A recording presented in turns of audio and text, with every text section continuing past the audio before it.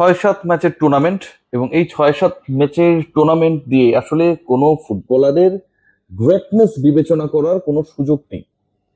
সেই 6-7 ম্যাচের টুর্নামেন্টে ষষ্ঠবারের মতো ক্রিস্টিয়ানো রোনালদো ব্যর্থ হলেন। ব্রাজিলের পর মিশন হেক্সা পূরণ করেছেন ক্রিস্টিয়ানো রোনালদো, ষষ্ঠবার অংশ নিয়েও একবারের জন্য চ্যাম্পিয়ন হতে পারলেন না। রাউন্ড অফ 16-এ শেষ পর্যন্ত স্পেনের কাছে পরাজিত হয়েছে পর্তুগাল। এবং এই যে রোনালদোকে নিয়ে আলোচনাটা কেন করছি, তার দলের তো আরো 11 জন ফুটবলার খেলেছে, সো দায়টা সবার সমানভাবে। রোনালদোকে নিয়ে আলোচনা করার কারণটা হচ্ছে, যখনই রোনালদো নামটা আসে তখন ওই নাম আর তুলনাটা আসে লিওনেল মেসির সাথে। সো লিওনেল মেসির সাথে যদি আপনি রোনালদোকে তুলনা করেন, বিশ্বকাপে লিওনেল মেসির পারফরমেন্সের সাথেও ক্রিস্টিয়ানো রোনালদোকে তুলনা করতে হবে। সেই ক্রিস্টিয়ানো রোনালদো, তার দল অবশেষে রাউন্ড অফ 16 থেকে বিদায় নিল, যখন লিওনেল মেসি তার দলকে একা টেনে তুলছেন, গোল করছেন। এখন পর্যন্ত leading goal scorer Cristiano Ronaldo সেখানে করেছেন 3 গোল, যার 2টা উজবেকদের এগেনস্টে, এবং সেই 2 গোল করার পর ওই উজবেকিস্তান কিন্তু এবারের বিশ্বকাপের নবাগত, তাদের বিপক্ষে ওই 2 গোল করার পর তিনি হুঙ্কার দিলেন, I am back, I am back, I am back. দেখুন, নেইমারের জন্য আমার খারাপ লাগা রয়েছে। আমি আর্জেন্টিনা দলকে সাপোর্ট করি, ব্রাজিল ফুটবলের খেলা ভালো লাগে। নেইমারের অনেক ধরনের ইস্যু রয়েছে, যেমন আমাদের প্রিয় বুলবুল ভাইয়ের মতো তিনি অভিনয়টা ভালো পারেন, অনেক সময় মাঠে পড়ে যান, ডিগবাজি খান, কাটমাট খেয়ে গড়াগড়ি দেন, যেটা বুলবুল ভাই অনেক ক্ষেত্রে আমাদের ক্রিকেটের এই কাজটা করতেন খুব সুন্দরভাবে। তারপর নেইমারকে ভালো লাগে।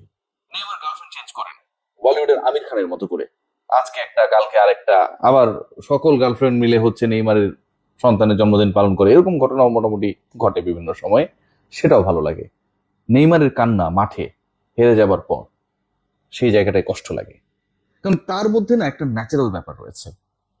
আর রোনালদোর মধ্যে পুরো ব্যাপারটাই ছিল অনেকটা কিছুটা তার ফ্যান নির্ভর, আর কিছুটা নিজেই নিজেকে শ্রেষ্ঠ দাবি করে বিশ্বকে জানান দেওয়ার যে প্রবণতা, that I am the great, I am back.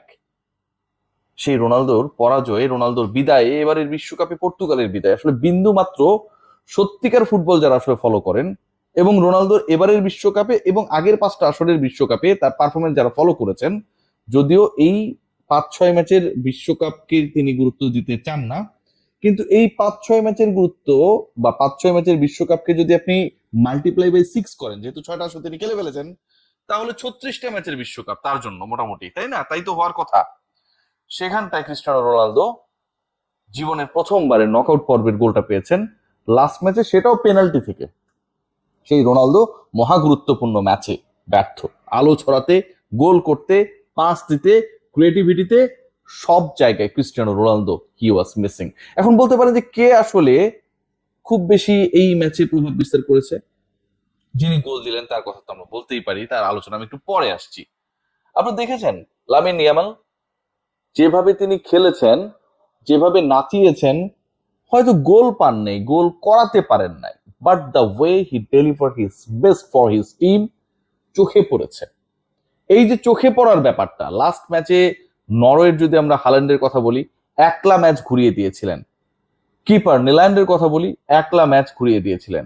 নেইমারের কথা যদি বলি, 68 মিনিটে নামার পরে ম্যাচের গতি বদলে যায়, এবং নেইমার চেষ্টা করেছেন, অনেক কিছু অনেক প্রশ্ন থাকতে পারে, but Neymar tried in the last match for Brazil. রোনালদোর মধ্যে সেই ক্ষুধাটা, মানে জাস্ট একটা গোল বানিয়ে দেবে, বল বানিয়ে দেবে, তিনি জায়গা মতো থাকবেন, গোলকিপার মিস করবেন, এই শর্তে তিনি গোল দেবেন। এই যে একটা ব্যাপার স্যাপার পুরো টুর্নামেন্ট জুড়ে এবং বিশ্বকাপের প্রত্যেকটা আসরেই আলটিমেটলি ক্রিস্টিয়ানো রোনালদো মানে এটাই আসলে পর্তুগালকে ডুবিয়েছে। একজন নির্ভর একটা দল, তাকে খেলাতেই হবে, বাদ দেওয়া যাবে না। এবং যেখানে রবার্টো মার্টিনেজের মতো কোচ থাকেন, এর আগে 18তে বেলজিয়ামের স্বর্ণালী প্রজন্মকে নিয়ে তিনি গিয়েছিলেন, সেই বিশ্বকাপে শেষ পর্যন্ত তারা পারে নাই। এবার পর্তুগালের দারুণ সম্ভাবনা ছিল নেশনস লিগ জয়ী, শেষ পর্যন্ত তারাও সেখানটায় পারলো না।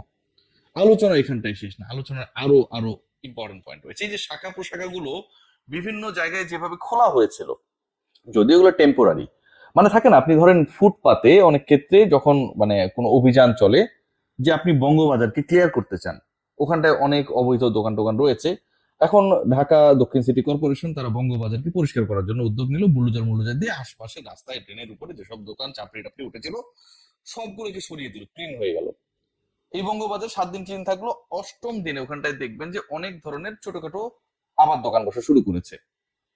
ইনিয়ে বিনিয়ে কেউ কেউ আবার দখল করা শুরু করেছে এবং একটা সময় গিয়ে 1 মাসের মধ্যে আগের রূপে ফিরে আসে বঙ্গবাজার। ঠিক এরকম ব্রাজিল এবং তার শাখা প্রশাখারা এরকম ভাবে গড়ে উঠেছিল বিশ্বকাপ যখন শুরু হয়েছিল অস্থায়ী ভিত্তিতে। ঠিক বঙ্গবাজারে অবৈধ দোকান উচ্ছেদের পর অস্থায়ী ভিত্তিতে কিছু দোকান গড়ে ওঠে যেমন, ঠিক ওভাবে। তো পর্তুগাল এবং রোনালদো ছিল সেরকম একটা। রোনালদো এবং পর্তুগালের বিদায়টা চিন্তা করে দেখতে পারেন যে ব্রাজিলের বিদায়ের পরে, মানে হচ্ছে বসের বিদায়ের পরে, বসের সাগরে তো আসলে টিকতে পারলো না। ব্রাজিলিয়ানরা নেইমারকে যতটা পছন্দ করে, আমি বারবার বলি যে রোনালদোকে তার থেকে কয়েক হাজার গুণ বেশি পছন্দ করে। কারণটা কি? কারণটা একটাই, কারণ নেইমার হচ্ছে লিওনেল মেসির best of the best friends. Neymar এবং মেসির বন্ধুত্ব, এবং নেইমার মেসির বন্ধুত্ব মানে মেসির সাথে যদি বন্ধুত্ব হয় কারো, সে তাদের যত বড় সুপারস্টার হোক না কেন, ওই হীনমন্যতা থেকে তারা বের হতে পারেন না। তারা মনে করেন তাহলে ক্রিস্টিয়ানো রোনালদো নেইমারের থেকে কাছের বড় ফুটবলার তাদের কাছে। এবং সেই ক্রিস্টিয়ানো এবং তার শাখা উপশাখা পর্তুগাল শেষ পর্যন্ত বিদায় নেওয়ার কারণে আমার কাছে মনে হয় যে গতকাল ভোর থেকে যে কান্নাটা শুরু হয়েছিল এটা আরো লঙ্গার হলো। পর্তুগাল রোনালদোর এই বিদায় এবং এই ম্যাচকে কেন্দ্র করে যে হাইপটা ছিল ম্যাচের মধ্যে, আসলে সেটা একদম লক্ষ্য করা যায়নি। একদমই সাদামাটা একটা ম্যাচ হয়েছে। এখানটায় সুযোগ অনেকেই পেয়েছিলেন এবং সেই সুযোগগুলো কাজে লাগাতেও ব্যর্থ হয়েছে। তবে সেই ব্যর্থতার কারণও রয়েছে। আমি কেন বলছি এটা, আপনি যদি খেয়াল করে দেখেন যে 2010 সালে 30 জুন ক্রিস্টিয়ানো রোনালদো তার ভেরিফাইড যে ফেসবুক পেজ রয়েছে সেখান থেকে একটা স্ট্যাটাস দিয়েছিলেন। সেখানটায় ছিল স্পেন 1 পর্তুগাল 0। এবং আজকে ওখানটায় গিয়ে নাড়া দেওয়া শুরু করেছে, অনেকেই কমেন্ট করছে, হাহা দিচ্ছে, লাইক দিচ্ছে নানাভাবে। কারণ 2010-এর 30 জুনে তিনি যে পোস্টটা দিয়েছিলেন ক্রিস্টিয়ানো রোনালদো তার ফেসবুক পেজ থেকে, স্পেন 1 পর্তুগাল 0, সেইটা যেন আবার নতুন করে বাস্তবায়িত হয়ে গেল আজকের এই দিনে। অক্টোপাস পলের কথা আপনাদের মনে রয়েছে, ঘানাসি তান্ত্রিকের কথা মনে রয়েছে। ক্রিস্টিয়ানো রোনালদো ওই পল তো এসছে আর অনেক পরে, 2014-18 বিশ্বকাপের দিকে, রাইট? আর ঘানার তান্ত্রিক 2026-এ। আর ক্রিস্টিয়ানো রোনালদো তিনি গণনা করে দেখেছিলেন যে তার দল স্পেনের কাছে পরাজিত হবে এখন থেকে 16 বছর আগে, 2010-এর 30 জুনে। এরকম ঘটনা যিনি ঘটাতে পারেন সেই তিনি কেন নিজের ভাগ্য বদলাতে পারেন না? তিনি কেন পেনাল্টি ছাড়া গোল করতে পারেন না নকআউট? তিনি কেন তার দলকে